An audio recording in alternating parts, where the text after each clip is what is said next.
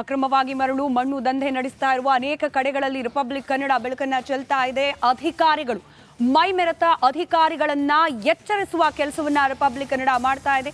ಕೃಷ್ಣಾ ನದಿ ದಂಡೆಯಲ್ಲಿ ನಡೀತಾ ಇರುವ ಅವ್ಯಾಹತ ಅಕ್ರಮ ಮರಳು ಗಣಿಗಾರಿಕೆ ಅಡ್ಡೆಗೆ ನುಗ್ಗಿದೆ ರಿಪಬ್ಲಿಕ್ ಕನ್ನಡ. ಕನ್ನಡದ ನಂಬರ್ 1 ಚಾನೆಲ್ ರಿಪಬ್ಲಿಕ್ ಕನ್ನಡ ಮತ್ತೊಂದು ಎಕ್ಸ್ಕ್ಲೂಸಿವ್ ಸುದ್ದಿಯನ್ನ ನಿಮ್ಮ ಮುಂದೆ ಇಡ್ತಾ ಇದೆ. ಕೃಷ್ಣಾ ತೀರದಲ್ಲಿ ಎಗ್ಗಿಲ್ಲದೆ ನಡೀತಾ ಇದೆ ಮರಳು ಮಾಫಿಯಾ. ಅಕ್ರಮ ದಂಧೆಕೋರರ ಕೈಗೆ ಸಿಲುಕಿ ನಲುಗಿ ಹೋಗ್ತಾ ಇದೆ ಕೃಷ್ಣೆಯ ಒಡಲು. ಯಾದಗಿರಿಯ ವಡಗೇರ, ಸುರಪುರದಾದ್ಯಂತ ಮರಳು ಮಾಫಿಯಾ ಜಿಲ್ಲೆಯಲ್ಲಿ ನಡೀತಾ ಇದ್ರೂ ಕೂಡ ಅಧಿಕಾರಿಗಳು ಕಣ್ಮುಚ್ಚಿ ಕುಳಿತಿದ್ದಾರೆ. ಸಾವಿರಾರು ಹೆಕ್ಟೇರ್ ಪ್ರದೇಶದಲ್ಲಿ ನದಿ ಮರಳು ಅಗೆದು ಖದೀಮರು ಮಾರಾಟ ಮಾಡ್ತಿದ್ದಾರೆ. ಇನ್ನು ಕೃಷ್ಣಾ ನದಿಯಲ್ಲಿ ರಸ್ತೆಯನ್ನ ನಿರ್ಮಿಸಿದ್ದಾರೆ. ಈ ಅಕ್ರಮ ಮರಳು ಮಾಫಿಯಾಗೆ ಅನುಕೂಲ ಆಗ್ಲಿ ಅಂತ ಹೇಳಿ ನಿತ್ಯ ನೂರಾರು ವಾಹನಗಳ ಮೂಲಕ ಮರಳನ್ನ ಸಾಗಾಣಿಕೆ ಮಾಡಲಾಗುತ್ತೆ. ದೃಶ್ಯದಲ್ಲಿ ನೀವು ಗಮನಿಸ್ತಾ ಇದ್ದೀರಿ ಕೃಷ್ಣೆಯ ತೀರದಲ್ಲಿ ನಡೀತಾ ಇರುವ ಅಕ್ರಮ ಮರಳು ದಂಧೆ. ರಿಪಬ್ಲಿಕ್ ಕನ್ನಡ ಸ್ಥಳಕ್ಕೇನೆ ನುಗ್ಗಿ ಅಲ್ಲಿಂದ ನೇರ ವರದಿಯನ್ನ ನಿಮ್ಮವರೆಗೂ ಪ್ರಸಾರ ಮಾಡ್ತಾ ಇದೆ.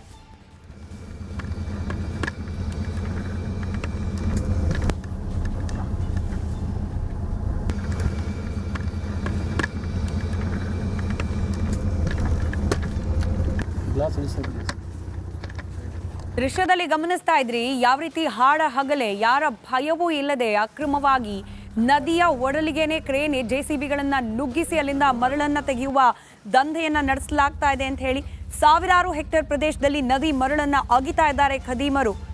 ನೀವು ಗಮನಿಸ್ತಾ ಇರುವ ದೃಶ್ಯ ಯಾದಗಿರಿ ಜಿಲ್ಲೆಯ ಸುರಪುರ ತಾಲೂಕಿನ ಹೆಮನೂರು ಗ್ರಾಮದ ನದಿ ಪಾತ್ರದ ಪ್ರದೇಶ. ಪ್ರತಿನಿತ್ಯ ಕೂಡ ಇಲ್ಲಿ ನೂರಾರು ವಾಹನಗಳ ಮೂಲಕ ಮರಳನ್ನ ಸಾಗಣೆ ಮಾಡಲಾಗುತ್ತೆ. ಜೆಸಿಬಿ ಹಿಟಾಚಿಗಳ ಮೂಲಕ ಮರಳನ್ನ ಅಗಿತಿದ್ದಾರೆ ಕಳ್ಳರು ಹಾಡ ಹಗಲೆ ಯಾರ ಭಯ ಇಲ್ಲದೆ. ಗಮನಿಸ್ತಾ ಇದ್ರಿ, ಮಾರ್ಕ್ ಮಾಡಿ ತೋರಿಸ್ತಾ ಇದ್ದೀವಿ. 1 2 3 3 ಟಿಪ್ಪರ್ಗಳು ಒಟ್ಟೊಟ್ಟಿಗೆ ನದಿ ಪಾತ್ರಕ್ಕೆ ಇಳಿದು ಮರಳನ್ನ ಬಗೆದು ಅಲ್ಲಿಂದ ಸಾಗಣೆ ಮಾಡ್ತಾ ಇದ್ರು ಕೂಡ ಹೇಳೋರು ಕೇಳೋರು ಯಾರೂ ಇಲ್ಲ ಅನ್ನೋ ರೀತಿಯ ಪರಿಸ್ಥಿತಿ. ಈ ರೀತಿಯಾಗಿ ಕೃಷ್ಣೆಯ ಒಡಲನ್ನ ಬಗಿತಾ ಇದ್ರು ಕೂಡ ಸಂಬಂಧಪಟ್ಟ ಇಲಾಖೆಯ ಅಧಿಕಾರಿಗಳಾಗ್ಲಿ, ಜಿಲ್ಲಾಡಳಿತವಾಗ್ಲಿ, ಗ್ರಾಮ ಪಂಚಾಯತ್ನ ವ್ಯಾಪ್ತಿಯ ಅಧಿಕಾರಿಗಳಾಗ್ಲಿ ಯಾರೊಬ್ರೂ ಕೂಡ ಇದನ್ನ ನಿಯಂತ್ರಣ ಮಾಡಲಿಕ್ಕೆ ಮುಂದಾಗ್ತಿಲ್ಲ ಅನ್ನೋದಕ್ಕೆ ನೀವು ರಸ್ತೆ ನದಿ ಮಧ್ಯದಲ್ಲೇ ನಿರ್ಮಾಣವಾಗಿರುವ ರಸ್ತೆಯನ್ನ ಗಮನಿಸಿದಾಗ ಮತ್ತಷ್ಟು ಸ್ಪಷ್ಟವಾಗುತ್ತೆ. ನದಿಯನ್ನ ಬಗೆದು ಆ ಭಾಗದಲ್ಲಿ ರಸ್ತೆಯನ್ನ ಮಾಡ್ತಾರೆ ಅಂತಂದ್ರೆ 1-2 ದಿನದಲ್ಲಿ ಆಗೋ ಕೆಲಸ ಎಲ್ಲ. ದಿನಗಟ್ಲೆ, ವಾರಗಟ್ಲೆ, ತಿಂಗಳಗಟ್ಲೆಯಿಂದ ಈ ರೀತಿ ನಡೀತಾ ಇದ್ರು ಕೂಡ ಯಾರು ಇದಕ್ಕೆ ಬ್ರೇಕ್ ಹಾಕೋ ಕೆಲಸ ಮಾಡಲಿಲ್ಲ ಯಾಕೆ ಅನ್ನೋ ನೇರ ಪ್ರಶ್ನೆ. ಇನ್ನು ಸದ್ಯದ ಸ್ಥಿತಿಗತಿ ಪರಿಸ್ಥಿತಿ ಕೃಷ್ಣೆಯ ಒಡಲಲ್ಲಿ ಯಾವ ರೀತಿ ಇದೆ ಇದರ ಬಗ್ಗೆ ನಮ್ಮ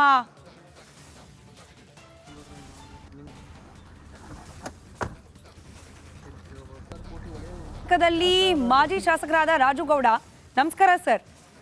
ನಮಸ್ಕಾರ ಮೇಡಮ್. ನಮಸ್ಕಾರ. ನಾವೊಂದು ದೃಶ್ಯ ತೋರಿಸ್ತಾ ಇದೀವಿ ವೀಕ್ಷಕರಿಗೆ, ತಮ್ಮ ಗಮನಕ್ಕೆ ಬರ್ತಿದ್ಯೋ ಇಲ್ಲೋ ಗೊತ್ತಿಲ್ಲ. ಇದು ಯಾದಗಿರಿ ಜಿಲ್ಲೆ ಸುರಪುರ ತಾಲೂಕಿನ ಹೆಮನೂರು ಕೃಷ್ಣಾ ನದಿ ಮಧ್ಯೆ ರಸ್ತೆ ನಿರ್ಮಾಣ ಮಾಡಿದ್ದಾರೆ ಮರಳು ದಂಧೆಗೋಸ್ಕರ. ಹೌದು, ನೋಡ್ತಿದ್ದೇನೆ ಮೇಡಮ್. ನಾವು ಈಗ ಜಸ್ಟ್ ನಿಮ್ ಚಾನಲ್ ಹಾಕಿದೆ, ಅದೇ ನೋಡ್ತಿದ್ದೆ. ಸುರಪುರ, ಶಾಪುರ, ಯಾದಗಿರಿ ಅಂತ ಬರ್ತಿತ್ತು ಮೇಡಮ್. ನೋಡ್ತಿದ್ದೇನೆ. ಅಲ್ಲಿ ಸಿಕ್ಕಾಪಟ್ಟೆ ನಡೆದಾರೆ ಮರಳು ದಂಧೆನೆ. ಯಾರು ಹೇಳೋರಿಲ್ಲ ಕೇಳೋರಿಲ್ಲ. ಯಾರು ಮರಳು ದಂಧೆ ಮಾಡ್ತಾರ ಅವರೇ ಒಳ್ಳೊಳ್ಳೆ ಆಫೀಸರ್ಸ್, ಯಾರು ಬೇಕು ಅವ್ರನ್ನ ಆಫೀಸರ್ಸ್ ಹಾಕೊಂಡ್ ಬಂದಿದ್ದಾರೆ. ಅಲ್ಲಿ ಒಬ್ಬ officer, taluka level head officer, ಇವರು ಯಾರು ಮರಳು ಸಂಬಂಧಪಟ್ಟಂತ ಅಧಿಕಾರಿಗಳು ಬಂದ್ರು ಇಲ್ಲ, ಅಲ್ಲಿ ಶಾಸಕರು ಹೇಳಿದ್ರಷ್ಟೇ ಇನ್ಸ್ಪೆಕ್ಷನ್ ಬರ್ತೀನಿ, ನಾನು ಬರಂಗಿಲ್ಲ ಲೆಕ್ಕಕ್ಕೆ ಅವರೆಲ್ಲ ಬಂದಿದ್ದಾರೆ. ಅಲ್ಲಿ ಏನು ಯಾರಿಗೂ ಮಾತಾಡಂಗೆ ಇಲ್ಲ ಮೇಡಮ್. ಎಲ್ಲರೂ ತಂದ ಸ್ಟಾರ್ಟ್ ಮಾಡಿ ಆ ಕೃಷ್ಣನೆಲ್ಲ ಲೂಟಿನೇ ಹೊಡ್ಯಾಕೆತ್ತಿದ್ದಾರೆ. ಅಲ್ಲಿ ಯಾವ ತರ ಆ ತರ ಮಾಡೋದು, ಮತ್ತು ಯಾವ ಡಿಪಾರ್ಟ್ಮೆಂಟ್ ಅವರು ಯಾವ್ದು ಇದು ಮಾಡ್ತಾರೆ, ಡಿಪಾರ್ಟ್ಮೆಂಟ್ ಅವರೇ ಮುಂದೆ ನಿಂತು ಇಲ್ಲಿಗೆಲ್ ಉಸುಗನ್ನ ಮಾಡ್ಸಕತ್ತಿದ್ದಾರೆ. ಹಂಗಾಗಿ ಅಲ್ಲಿ ಯಾರು ಹೇಳೋದಿಲ್ಲ. ಮತ್ತೆ ಸರ್ಕಾರನು ಯಾವ ತರ ಇದೆ ಅಂದ್ರೆ ಮೇಲಿಂದ ಕೆಳಗಿನವರೆಗೆ ಅಧಿಕಾರಿಗಳು ಅದೇ ತರ ಇದ್ಬಿಟ್ರೆ ಬೇರೆ ಸಾರ್ವಜನಿಕರು ಯಾಕೆ ಬಿಡಪ್ಪ ಎದಕ್ ಬೇಕು ಅನ್ನೋ ಲೆಕ್ಕಕ್ಕೆ ಯಾರು ಅದ್ರ ಬಗ್ಗೆ ಮಾತಾಡ್ಲಾರಂತ ಪರಿಸ್ಥಿತಿ ಅಲ್ಲಿ ಅಲ್ಲಿನ ದೃಶ್ಯ ಗಮನಿಸ್ತಾ ಇದ್ರೆ ರಾಜುಗೌಡ್ರೆ, 1-2 ಅಲ್ಲ, ಸುಮಾರು ತಿಂಗಳಿಂದ ಇದು ಆರಾಮಾಗಿ ನಡ್ಕೊಂಡು ಹೋಗ್ತಿದೆ ದಂಧೆ ಅನ್ನೋ ತರದಲ್ಲೇ ಇದೆ ಚಿತ್ರಣ. ಅಂದ್ರೆ ಯಾವ ಸರ್ಕಾರ ಬಂದ್ರು, ಯಾವ ಶಾಸಕರು ಬಂದ್ರು, ಯಾವ ಸಚಿವರು ಬಂದ್ರು ಅವ್ರ ಕೈಲಿ ಕಂಟ್ರೋಲ್ ಮಾಡೋಕೆ ಆಗಲ್ಲ ಅಂತಂದ್ರೆ ಅಲ್ಲೇನು ಅಷ್ಟು ದೊಡ್ಡ ಪ್ರಭಾವಿಗಳಿದ್ದಾರಾ ಅಥವಾ ಏನ್ ಪ್ರಾಬ್ಲಮ್ ಏನು ಅಂತ ಕಂಟ್ರೋಲ್ ಮಾಡಕ್ ಯಾಕೆ ಆಗ್ತಿಲ್ಲ ಅಂತ? ಅಲ್ಲಿ ಆಗಂಗಿಲ್ಲ ಮೇಡಮ್. ನಾವು ಮೇನ್ ಕಂಟ್ರೋಲ್ ಮಾಡ್ಬೇಕನ್ನೋರ ಲೂಟಿ ಹೊಡ್ಯಕ್ ಕುಂತ ಕಂಟ್ರೋಲ್ ಯಾವ ತರ ತಾವು ಮಾಡ್ತೀರಿ? ಈಗ ಅವ್ರು ಯಾರು ಮೇನ್ ಶಾಸಕರು ಇದಾರೆ, ಶಾಸಕರು ಅವರು ಯಾರು ಸಂಬಂಧಪಟ್ಟಂತ ಅವ್ರ ಮಕ್ಕಳು ಅವರೇ ಎಲ್ಲರೂ ಮಾಡಕತ್ತಾಗ ನೀವ್ ಯಾವ ತರ ಕಂಟ್ರೋಲ್ ಮಾಡಕ್ಕಾಗ್ತದೆ? ಮತ್ತೆ ಡಿಪಾರ್ಟ್ಮೆಂಟ್ ಅವರು ಎದುರು ನಿಂತು ನೀವು ಉಸುಗುಡ್ರಿ ಅಂತ ಹೊಡಿಸಿದಾಗ ರಾಜಗೌಡ್ರೆ, ತಾವು ಕೂಡ ಮಾಜಿ ಶಾಸಕರಾಗಿದ್ದೀರಿ. ನೀವು ಹೇಳ್ತಿದ್ದೀರಿ ಅಂತಂದ್ರೆ ಒಬ್ಬ ಜನಪ್ರತಿನಿಧಿಯಾಗಿ ಏನೇ ಮಾತನಾಡಿದ್ರು ಕೂಡ ಅತ್ಯಂತ ಗಂಭೀರವಾಗಿ ಸ್ವೀಕರಿಸ್ತಾರೆ ಜನ ಅದನ್ನ. ಇವಾಗ ತಮಗ್ ಗೊತ್ತಿದ್ಯಾ ಯಾರು ನಡೆಸ್ತಿದ್ದಾರೆ, ಯಾರು ಇದ್ರ ಹಿಂದೆ ಶ್ರೀರಕ್ಷೆ ಕೊಟ್ಟಿದ್ದಾರೆ ಅಧಿಕಾರಿಗಳಿಗೆ ಅನ್ನೋದು, ಅಥವಾ ಸುಮ್ಮನೆ ಹೇಳ್ತಿದ್ದೀರಾ ಶಾಸಕರು ಅವ್ರ ಪುತ್ರ? ನಾನು ಆ ತರ ಯಾವತ್ತು ನೀವು ನನ್ನ ಸ್ಟೇಟ್ಮೆಂಟ್ಸ್ ಯಾವಾಗಾರ ತೆಗೆದು ನೋಡ್ರಿ ನನ್ನ ರಾಜಕೀಯ ಜೀವನದಲ್ಲಿ ನಾನು ಯಾವತ್ತು ಹುಚ್ಚು ಸ್ಟೇಟ್ಮೆಂಟ್ ಯಾವತ್ತೂ ಕೊಡಂಗಿಲ್ಲ. ನಾನು ಏನಾರ ಒಂದು ಸ್ಟೇಟ್ಮೆಂಟ್ ಕೊಟ್ಟರೆ ಅದಕ್ಕೊಂದು ವ್ಯಾಲ್ಯೂ ಇರ್ತದೆ. ಅಧಿಕಾರಿಗಳೇ ನಿಂತು ಓಡಿಸ್ತಿದ್ದಾಗ ನಿಮ್ಗೆ ಕೆಲವೊಂದು ಹಿಂದಿಂದ ಬೇಕಾದ್ರೆ ವಾಯ್ಸ್ ರೆಕಾರ್ಡಿಂಗು ವಿಡಿಯೋ ರೆಕಾರ್ಡಿಂಗು ಕೊಡ್ತೀನಿ ನಿಮ್ಗೆ. ಯಾರು ಉಸುಗು ಸ್ಟಾಪ್ ಮಾಡಕ್ ಹೋಗಿದ್ರು, ಯಾರು ಗ್ರಾಮಸ್ಥರು ಎಲ್ಲರೂ ಕಲ್ತು ಉಸುಗಿನ ಸ್ಟಾಪ್ ಮಾಡಿ ನಿಂದ್ರಿಸಿದ್ರು, ಅವ್ರ ಮೇಲೆ ಎಲ್ಲರ ಮೇಲೆ ಕೇಸ್ ಮಾಡಿ ಅರೆಸ್ಟ್ ಮಾಡಿ ಒಳಗೆ ಹಾಕಿದ್ರು. ಇದ್ರ ವಿರುದ್ಧ ನಾವು ಒಂದು ದೊಡ್ಡ ಪ್ರತಿಭಟನೆನೂ ಮಾಡಿದ್ವಿ. ಮತ್ತು ನಿಮ್ಗೆ ಯಾರೇ ಇದು ಮಾಡ್ಲಿ ಸುಮ್ನೆ ಅವ್ರ ಮೇಲೆ ಯಾರ ಮೇಲೆ ಕೇಸ್ ಇಲ್ಲ ಅಂದ್ರೆ ರೌಡಿ ಶೀಟರ್ ಆಗ್ತಿದ್ದಾರೆ. ಈ ತರ ಅಂಧ ಕಾನೂನು ನಡೀತಿದೆ ಮೇಡಮ್. ಇದೇನ್ ಬಹಳ ದಿನ ನಡೆಯಂಗಿಲ್ಲ. ಅವ್ರು ಏನೋ ತಿಳಿದಿರ್ಬೋದು ಅಧಿಕಾರಿಗಳು ಶಾಶ್ವತವಾಗಿ. ಕೇವಲ ಅಧಿಕಾರಿಗಳಿಗೆ ಇಷ್ಟೊಂದು ಧೈರ್ಯ ಇರುತ್ತಾ? ಮೇಲಿರೋ ಸಂಬಂಧಪಟ್ಟ ಇಲಾಖೆಯ ಸಚಿವರು, ಮಿನಿಸ್ಟರ್ಗಳು ಅವ್ರಿಗೆ ಗೊತ್ತಿಲ್ಲದಲೇ ಅಧಿಕಾರಿಗಳು ಈ ಲೆವೆಲ್ಗೆ ರಾಜಾರೋಷವಾಗಿ ದಂಧೆಗೆ ಸಪೋರ್ಟಿವ್ ಆಗಿ ನಿಲ್ಲಿಕ್ ಸಾಧ್ಯನಾ? ಯಾರು ಮೇಲೆ ಅಧಿಕಾರದಲ್ಲಿ ಇದಾರೆ ಅವರು ಆದೇಶ ಮಾಡಿದಾಗ ಮಾತ್ರ ಅಧಿಕಾರಿಗಳು ಈ ತರ ಮಾಡ್ತಾರೆ. ನಾನು ಅಧಿಕಾರಿಗಳಿಗೆ ನಿಮ್ ಮುಖಾಂತರ ಹೇಳೋದು ಒಂದೇ, ನಮ್ಗೆ ಜನರು 5 ವರ್ಷಕ್ಕೆ ಒಂದ್ಸರ ಅಧಿಕಾರ ಕೊಡ್ತಾರೆ. ಜನರು ಕೊಟ್ರೆ ನಾವು ಶಾಸಕರು ಇರ್ತೀವಿ, ಇಲ್ಲಾಂದ್ರೆ ಇಲ್ಲ. ಆದ್ರೆ ನೀವು ಜಾಯಿನ್ ಆದ್ಮೇಲೆ 60 ವರ್ಷದವರೆಗೂ ನೀವು ಅಧಿಕಾರ ಮಾಡ್ತೀರಿ.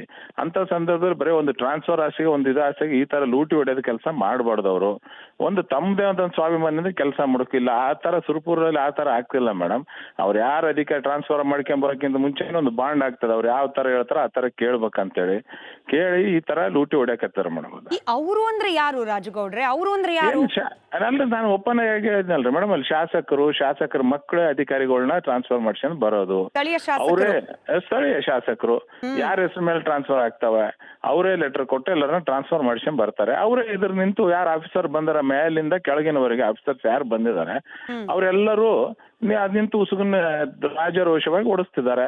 ಯಾರು ಹೋಗಿ ನೀವು ಸ್ಟಾಪ್ ಮಾಡ್ತೀರಿ, ನೀವು ಅವ್ರು ಸ್ಟಾಪ್ ಮಾಡಿದ್ರ ಮೇಲೆ ರೌಡಿ ಶೀಟರ್ ಕೇಸ್ ಹಾಕ್ತಾರೆ. ಅವ್ರ ಮೇಲೆ ಡಕಾಯಿತ್ ಕೇಸ್ ಹಾಕ್ತಾರೆ. 1 ಗ್ರಾಮ್ ಚಿನ್ನ ಕದ್ದಾರ ಅಂತೇಳಿ ಒಬ್ಬ ಮಾಜಿ ಜಿಲ್ಲಾ ಪಂಚಾಯತಿ ಅಧ್ಯಕ್ಷರ ಮೇಲೆ ಕೇಸ್ ಹಾಕಿದ್ರು ಮೇಡಮ್. 1 ಗ್ರಾಮ್ ಚಿನ್ನ ಯಾರ ಕರಿಯಕ್ ಸಾಧ್ಯ ಆಗ್ತದ?